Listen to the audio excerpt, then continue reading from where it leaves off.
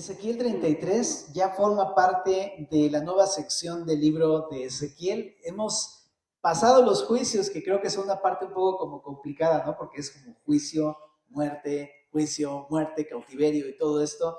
Y ahora estamos pasando a la tercera parte, que es la parte de la esperanza, del consuelo y la preparación para la restauración del pueblo de Israel.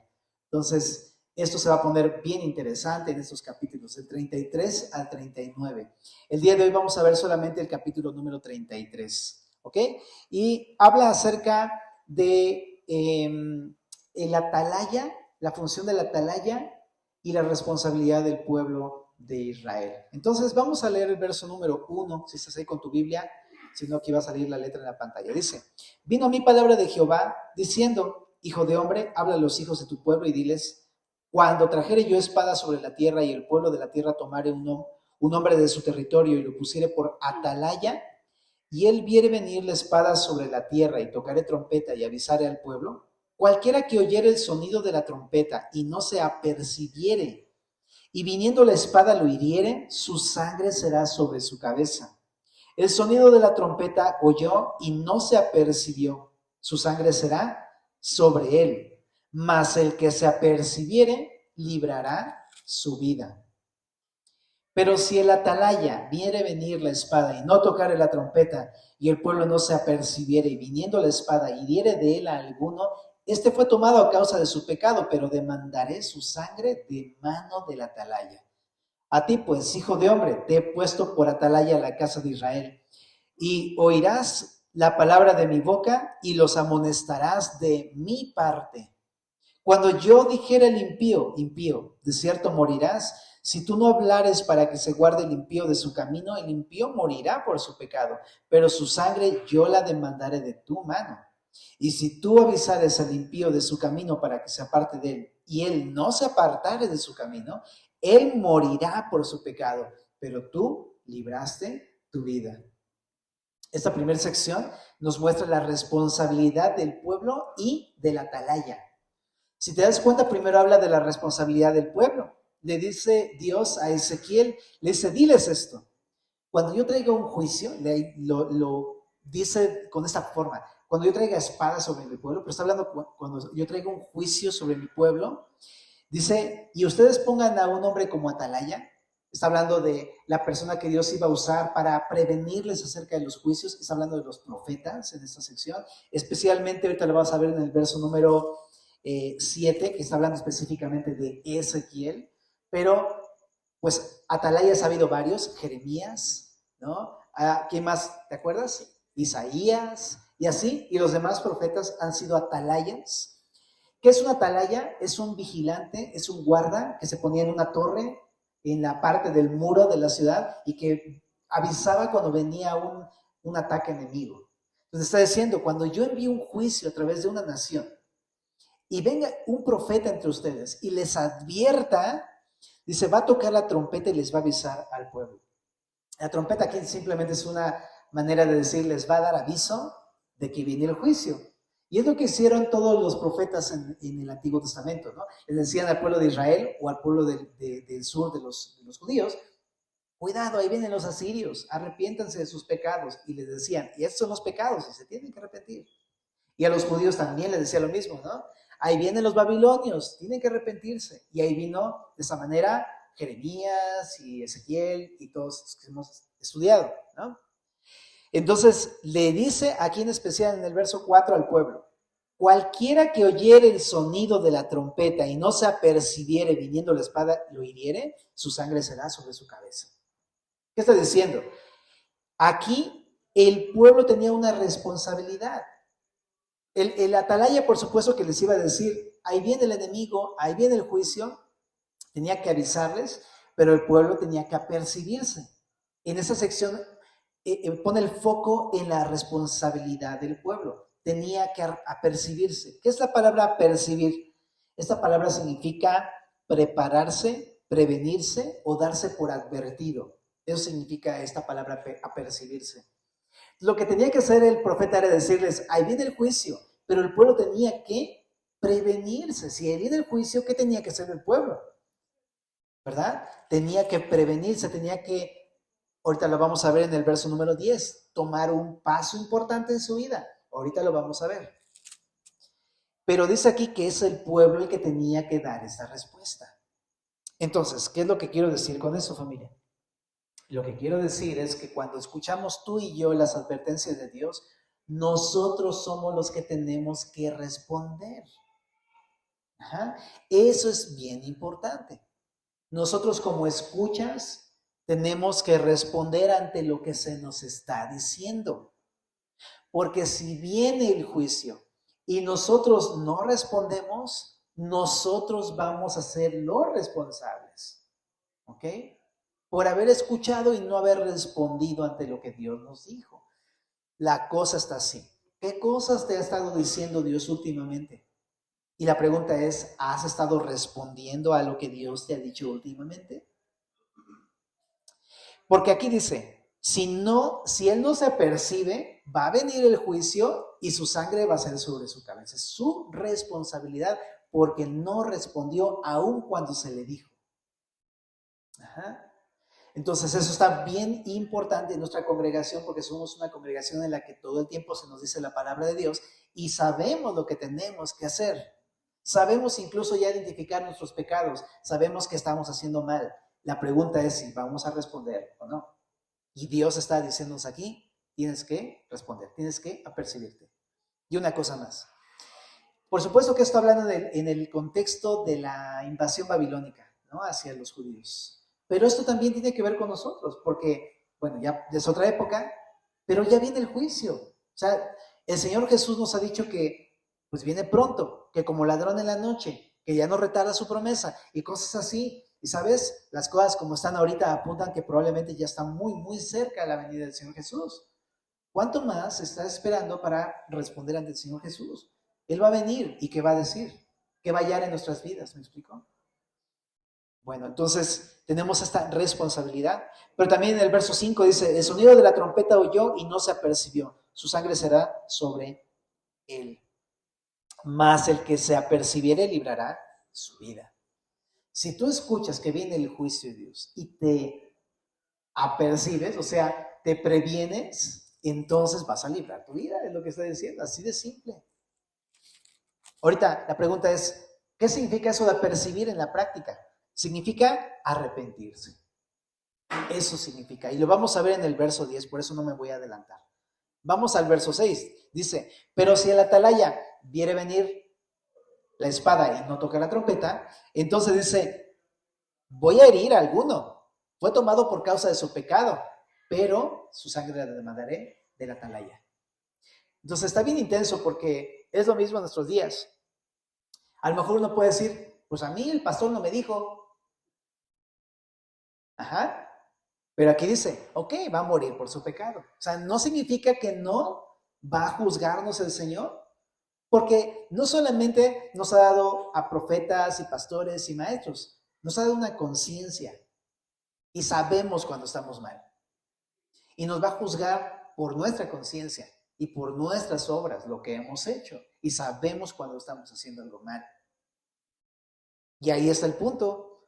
O sea, una persona que a lo mejor el pastor no le dijo, pero pues de todas maneras por su pecado va a morir.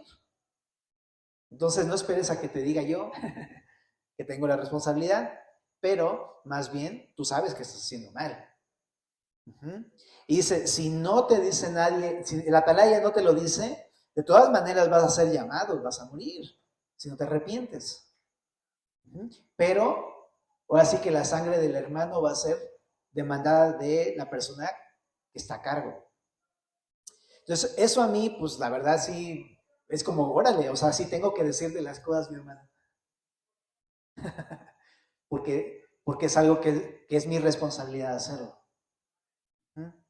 Entonces, de repente es un poco incómodo tener que decir cosas, las netas, netearnos, ¿no? Es un poco difícil a veces como que escuches, estás mal, eres pecador, ¿no? Necesitas arrepentirte de esto y del otro. Es un poco duro, la verdad. O sea, ¿a quién?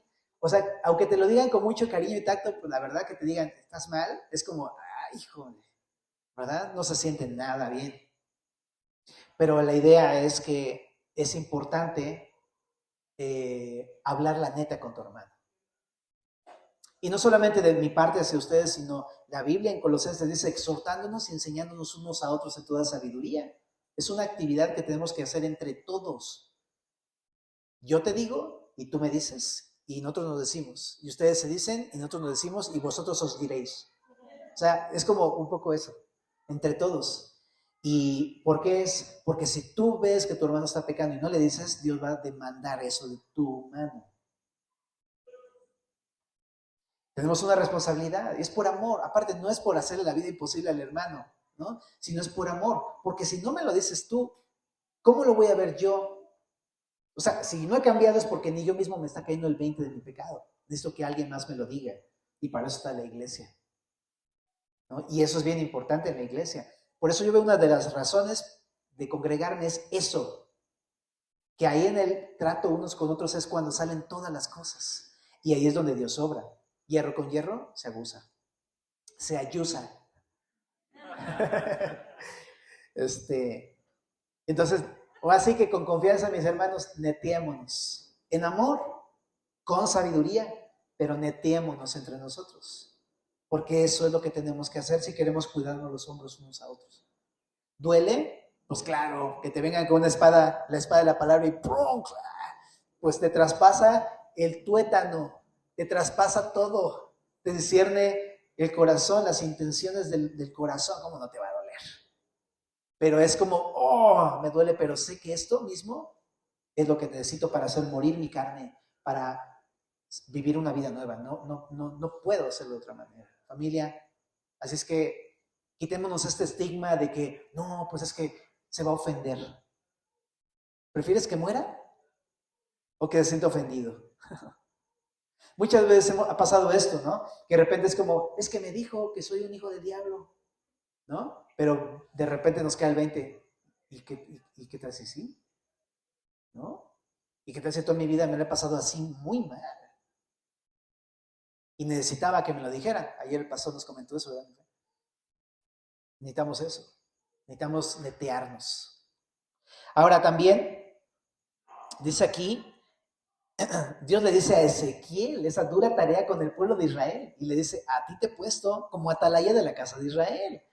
Y le dice, así que tú vas a oír mi palabra y los vas a amonestar de mi parte. Ajá. Entonces el atalaya tenía la gran responsabilidad y el deber de ser el centinela del pueblo. Ve venir el problema, ve venir el juicio de Dios y tiene que decirles, ahí vienen los babilonios, arrepiéntanse. Porque si no van a morir.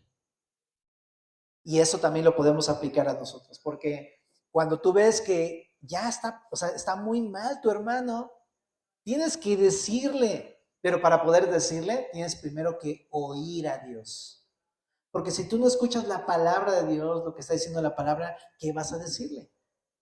Muy probablemente vayas a confrontarlo porque a lo mejor hizo algo que no te gustó, pero no necesariamente algo que a Dios no le gustó. ¿Se entiende la diferencia? Muchas veces somos dados a amonestar a las personas por algo que nos desagrada a nosotros, pero no por algo que le desagrade a Dios en la palabra. Es muy importante que cuando exhortemos sea por algo que sí sea pecado. Ajá. Por algo que realmente sea pecaminoso, nada más, no por algo que a mí me pareció mal, sino es, aquí dice, o sea, aquí dice, esto está mal, mira hermano, mira, léele. ¿Me explico?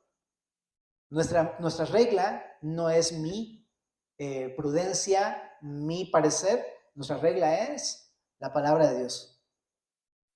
Y yo tengo que aprender a escuchar a Dios. Y entonces ahí me lleva a este punto. Yo no puedo reprender a mi hermano, exhortar a mi hermano, ayudar a mi hermano si yo no estoy en una relación con mi Señor. Y estoy pegado a la palabra. Estoy hablando con Dios todo el tiempo. Si yo no estoy con Dios así como Ezequiel estaba con Dios, en una comunión. Entonces eso me lleva de, primero sácate la viga de tu propio ojo y después entonces quieres sacar la paja del ojo de tu hermano. ¿Verdad? Entonces eso es bien importante y confrontante. Yo tengo que oír y yo tengo que ser confrontado primero yo tengo que arrepentirme para poder entonces reprender y amonestar a los demás. Pero cuando alguien te amonesta, ¿cómo tengo que tomarlo? De parte de Dios. Si te están diciendo la Biblia, no es de parte de tu hermano, es de parte de Dios. Ajá, eso es algo que es bueno, ¿no? Saber que Dios te ama tanto que ha enviado a tu hermano para que te diga las cosas.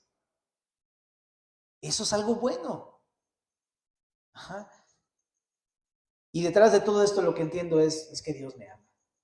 Si no me amara, entonces no me reprendería como a hijo, pero Dios a los que ama reprende. Hebreos, ¿verdad? Y eso es lo que hace. Ahora, en Efesios 5:11 dice, no participéis de las obras infructuosas de las tinieblas, sino más bien reprenderlas. Y esa es la actitud, ¿no? Cuando yo escucho la palabra de Dios y Dios me traspasa con su palabra, entonces no vamos a tener la posibilidad de, o sea, en vez de ser parte de las tinieblas, más bien la idea es, no, más bien las reprendo en mi vida y entonces también las puedo reprender en la vida de los demás. Ajá. El punto aquí es, amonéstalos, no participes de los pecados con los demás, ¿no? Ese es el punto. Bueno, y en el verso 8 dice, cuando yo dijera al impío, impío, de cierto morirás. Si tú no hablares para que se guarde el impío de su camino, el impío morirá por su pecado.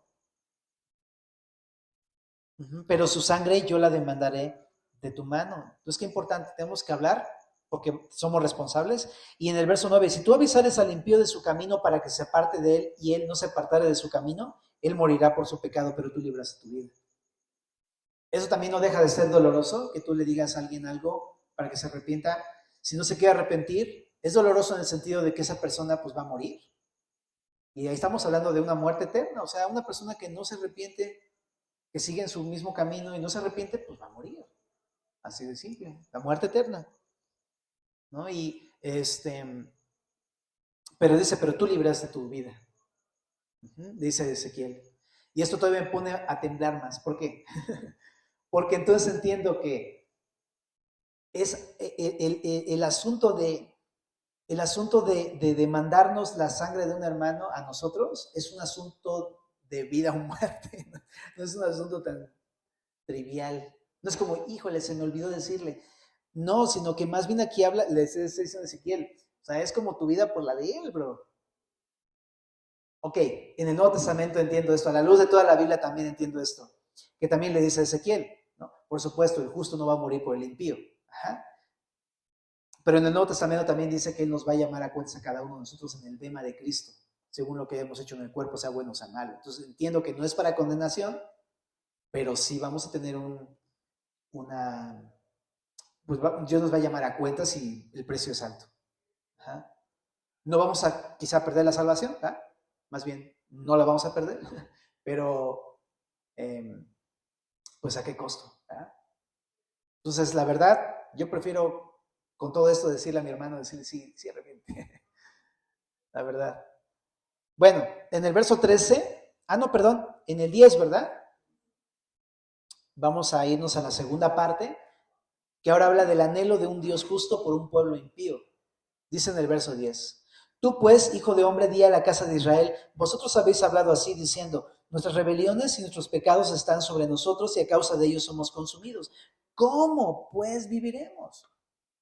O sea, interesante porque aquí Dios ve o expresa que hay parte del pueblo que sí está reconociendo sus rebeliones y sus pecados y le están preguntando genuinamente, ¿cómo entonces vamos a hacerle para vivir? Porque estamos rebelándonos contra Dios, hemos entendido que estamos llenos de pecado. Y me encanta que Dios lo dice aquí en el verso 11. Diles, vivo yo, dice Jehová el Señor, que no quiero la muerte del impío, sino que se vuelva el impío de su camino y que viva. Volveos de vuestros malos caminos. ¿Por qué moriréis, oh casa de Israel? Qué increíble lo que está diciendo Dios aquí. Lo que está diciendo, la pregunta del pueblo es, ¿cómo le vamos a hacer para vivir? Hemos pecado. Y la respuesta de Dios, vuélvete de tu camino, vuélvete. Ajá. volveos de vuestros caminos. La imagen es más que clara, pero a veces le damos demasiadas vueltas. Imagínate, ¿no? De repente es como, ya agarraste pa'l monte, ¿no? Y no, por aquí no es. ¿Qué tienes que hacer? Vas de regreso. O sea, el asunto es muy claro. Volveos, regrésate a la dirección contraria. Entonces, lo que está diciendo Dios es arrepiéntete. Eso es, volverse significa arrepiéntete. Pero ahorita platicamos, el concepto del arrepentimiento el día de hoy está muy trastornado. Porque muchas personas piensan que el arrepentimiento es sentirse mal, echar unas lagrimitas de cocodrilo por ahí, ¿no? Compungirme nada más, como un sentimiento meramente. Pero el arrepentimiento va más allá que solamente un sentimiento. El arrepentimiento tiene que ver con decisiones. El arrepentimiento significa abandonar una pauta pecaminosa y reemplazarla por su alternativa bíblica.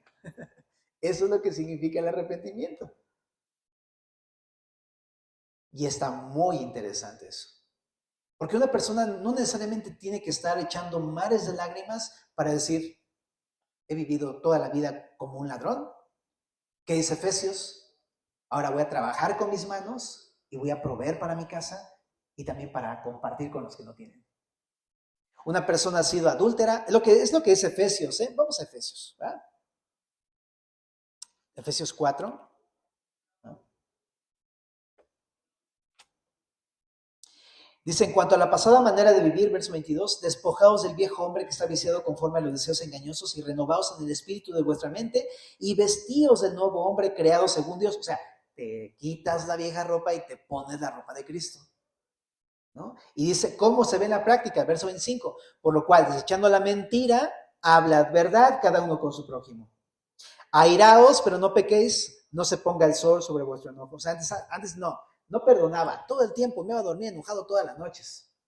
Ahora, ¿qué tengo que hacer? El arrepentimiento es, no voy a dejar que me invada mi coraje, sino que en la noche voy y voy a pedir perdón. O voy a perdonar.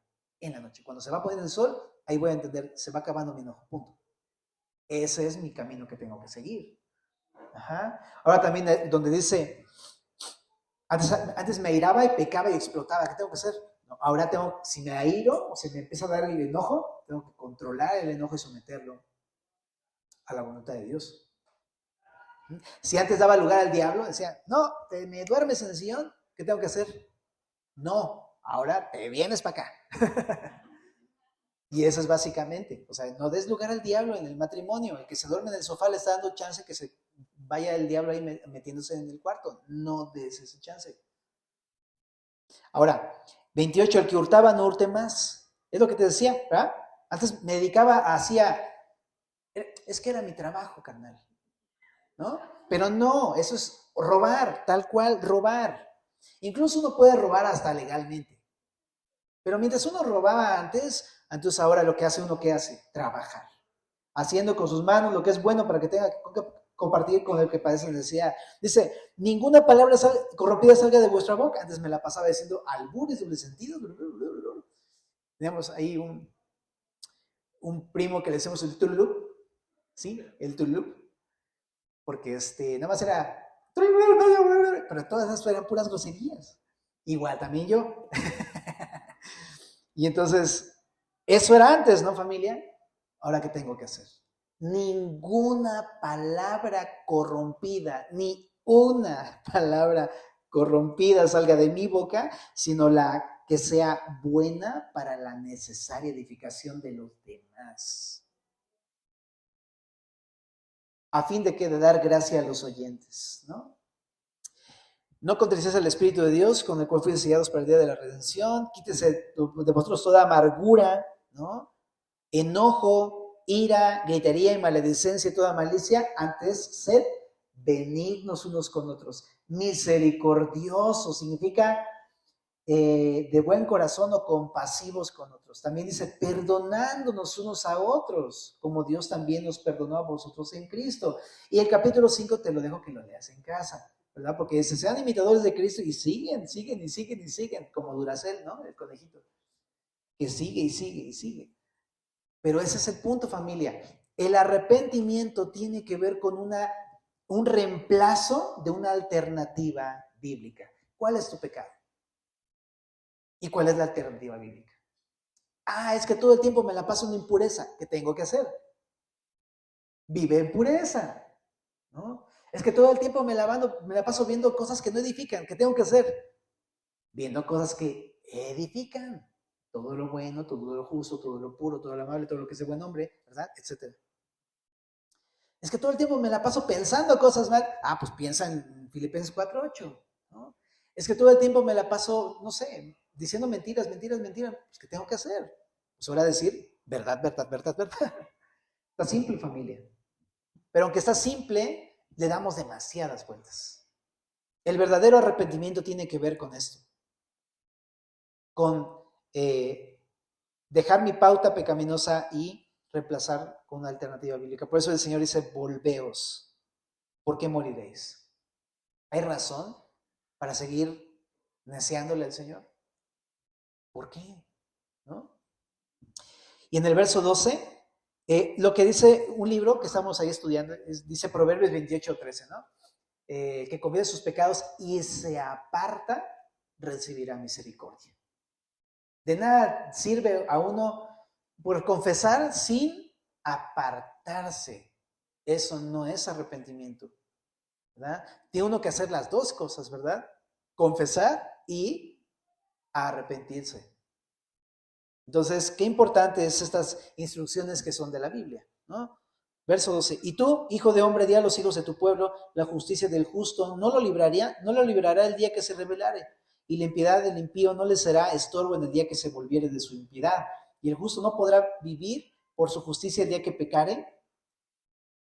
Cuando yo dijera al justo, de cierto vivirás, y él confiado en su justicia hiciera iniquidad, todas sus justicias no serán recordadas, sino que morirá por su iniquidad que hizo. Y cuando yo dijera al impío, de cierto morirás, y si él se convirtiere de su pecado y hiciere según el derecho y justicia, si el impío que dice, mira, restituye la prenda, devolviere lo que hubiera robado, caminar en los estatutos de la vida, no haciendo iniquidad, vivirá ciertamente y no morirá. No se le recordará ninguno de sus pecados que había cometido, hizo según el derecho y la justicia, vivirá ciertamente. Entonces aquí podemos entender lo siguiente. Primero lo que vemos en el verso número 10 y 11 es el arrepentimiento. Pero aquí pone el arrepentimiento en contraste con algo que se llama la apostasía, que significa apartarse de Dios. Arrepentirse significa volverme a Dios, pero lo contrario es volverme a mi pecado. Apostasía. Ajá.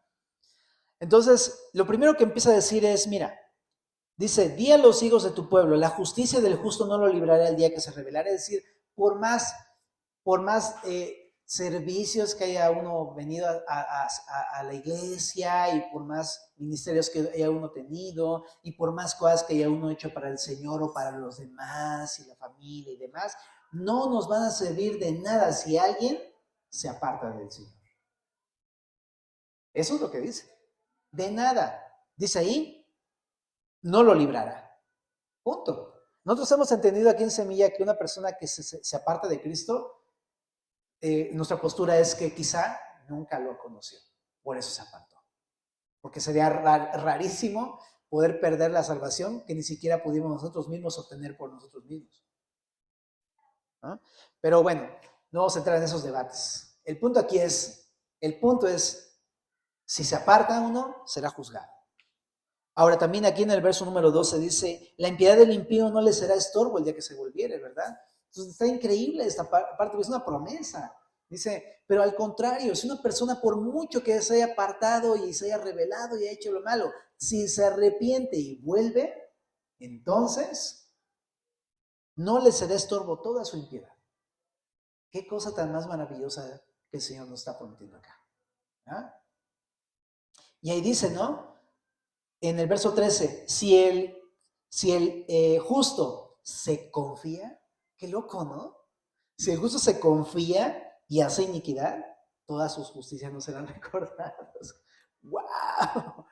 Está muy fuerte lo que estamos leyendo, hermanos. Porque hay muchas personas que dicen, no, pues yo estoy bien, yo ya. Confiados, nos confiamos.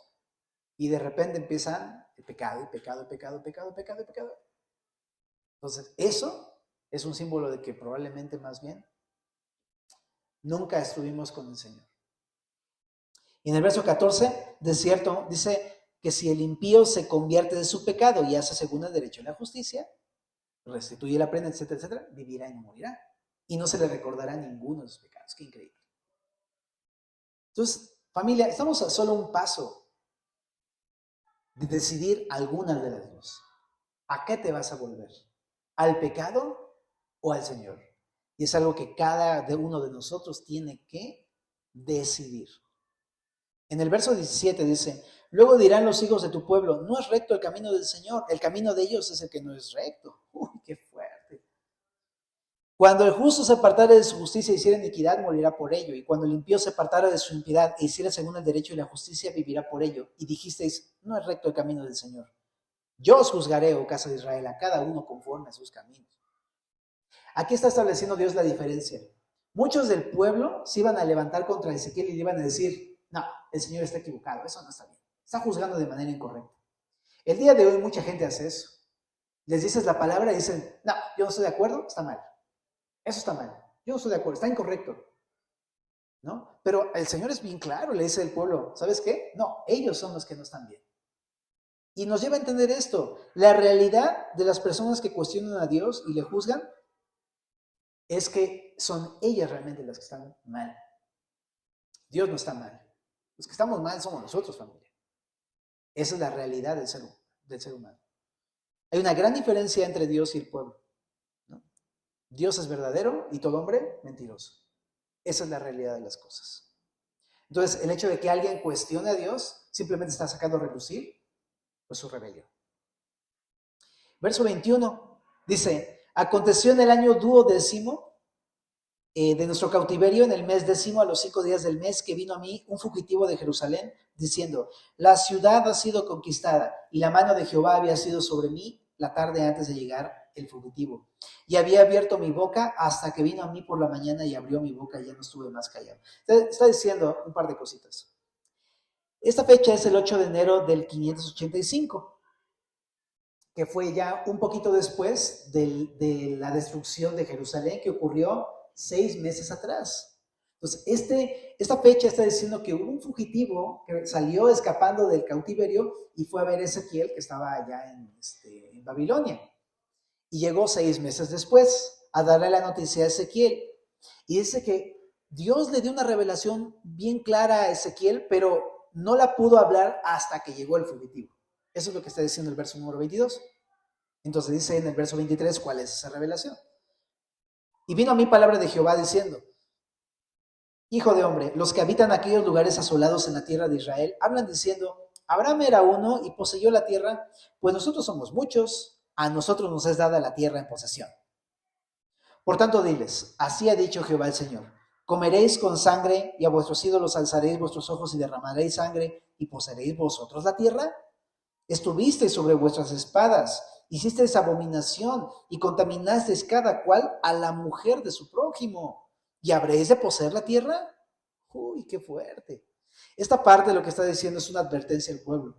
Está diciendo, le está expresando aquí lo siguiente. El pueblo quiere la bendición de Dios, quiere poseer la tierra prometida, pero el problema es su falta de arrepentimiento. Eso es lo que le está diciendo y le saca ya a relucir sus trapitos. Le dice, hey, tienes idolatría, ¿no? Eres un asesino, estás derramando sangre, ¿no? Tú todo el tiempo estás sobre tu espada, o sea, es un asesino, eres un homicida. El día de hoy sería como, eres un iracundo, ¿no? También dice, hiciste abominación, habla de la idolatría, contaminas cada cual a la mujer de su prójimo, está hablando de toda una serie de adulterios entre el pueblo. Ya vimos que hasta los mismos sacerdotes metían a las mujeres que estaban en la puerta del tabernáculo. O sea, era un desastre el sacerdocio en aquel tiempo. Y les dice, mira, todo esto hiciste y quieres poseer la tierra. Entonces, qué fuerte advertencia, ¿verdad? También para nosotros, porque es como si le dijéramos, pues a ver, yo quiero Yo quiero una vida plena y abundante. No, si se la diste a Abraham y se la diste a Isaac y a Jacob, ¿por qué no me la vas a dar a mí? Es más, en la iglesia el día de hoy somos un buen, porque dice Apocalipsis que somos millones de millones. Pero no te equivoques. Sí son muchos los que se van a salvar, pero no se van a salvar los que no se han arrepentido. ¿Okay? Porque de repente pensamos en el sentido de que, ay, pues no importa, pues si son millones de millones seguro ahí entro, entre esos millones de millones. Pero no si no te arrepientes. Necesitas arrepentirte de tu pecado para poder entonces experimentar lo que es el perdón de Dios y la salvación y la vida eterna. Y también dice aquí en el verso número 27, le dirás así ha dicho Jehová el Señor, vivo yo, y que los que están en lugares asolados caerán a espada, y al que está sobre la faz del campo entregaré a las fieras para que lo devoren, y los que están en las fortalezas y en las cuevas de pestilencia morirán, y convertiré la tierra en desierto y en soledad, y cesará la soberbia de su poderío. Y los montes de Israel serán asolados hasta que no haya quien pase, y sabrán que yo soy Jehová, cuando convierta la tierra en soledad y desierto, por todas las abominaciones que han hecho. ¿Qué contraste?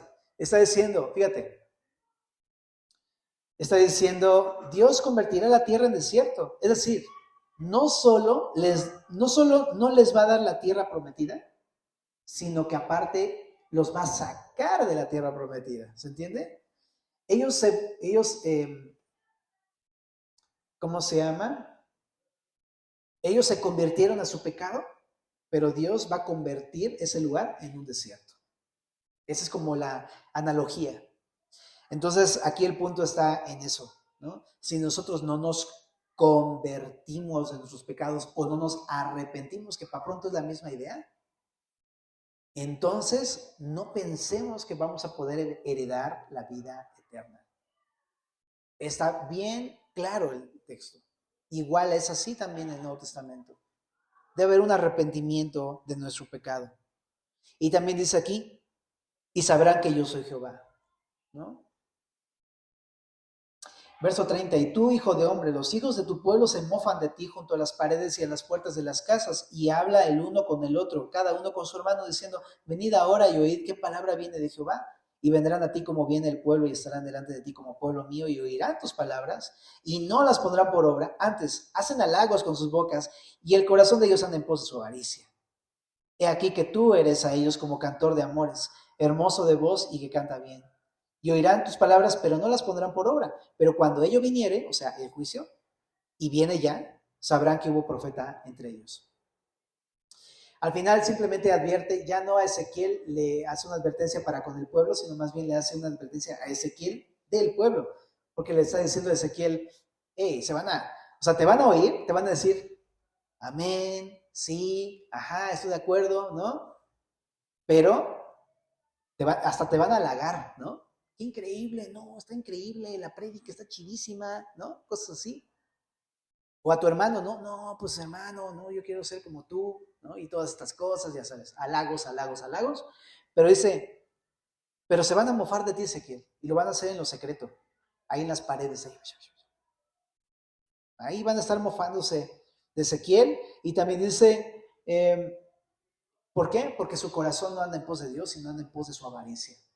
Es una palabra interesante, porque sí habla de algo económico, ¿no? Pero ya lo hemos dicho antes, avaricia significa esa actitud de más y más y más y más. O sea, nunca soy satisfecho con algo, quiero más y más. Y habla de una actitud que no está arrepentido, ¿no? Porque una persona que no está arrepentido, eso es lo que uno quiere. Otro poco, otro cachito.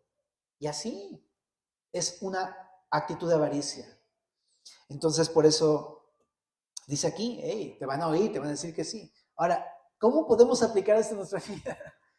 Qué fuerte, ¿verdad?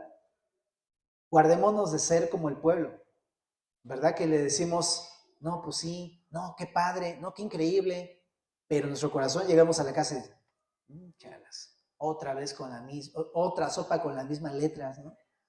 Y así, y estamos murmurando y quejándonos y criticando y todo eso que ya sabemos, ¿no? Porque cuando lo hacemos, realmente no lo hacemos contra alguien, sino lo hacemos contra Dios, ¿no? Guardémonos de las murmuraciones y de las quejas.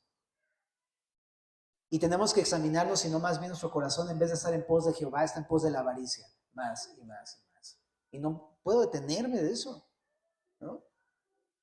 Pero Dios consuela a Ezequiel y le dice, tú eres a ellos como cantor de amores, hermoso de voz y que canta bien. Entonces, para Dios le dice, el pueblo dice eso, Ezequiel, pero yo también te estoy viendo a ti. Y yo estoy viendo lo que dices, lo que piensas, lo que obedeces. El hecho de que él hablara de parte de Dios está obedeciendo a Dios. Entonces Dios lo está diciendo, yo estoy viendo que tú eres obediente. ¿Ah? Entonces está increíble eso. Está increíble porque si tú en tu corazón más bien dices, no, sí, me arrepiento y voy a caminar con el Señor también ve eso. A lo mejor las demás personas van a estar muy en contra de ti, pero Dios te va a consolar porque Él es el que ve todo lo que haces. Y para Él tú cantas bonito, pues. ¿Me explico? Para Él las palabras que dices a otros son dulces.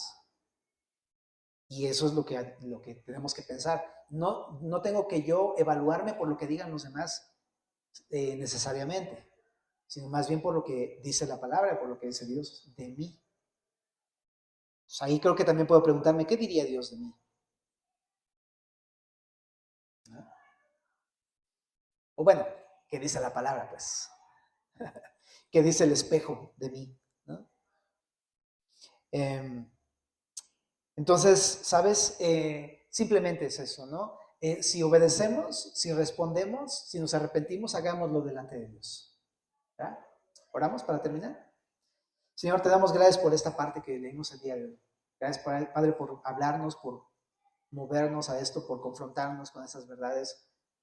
Muéstranos si no estamos arrepentidos. Simplemente, Señor, muéstranos si hemos pecado en contra de ti, haciendo lo malo, lo incorrecto, y hemos sido obstinados y rebeldes.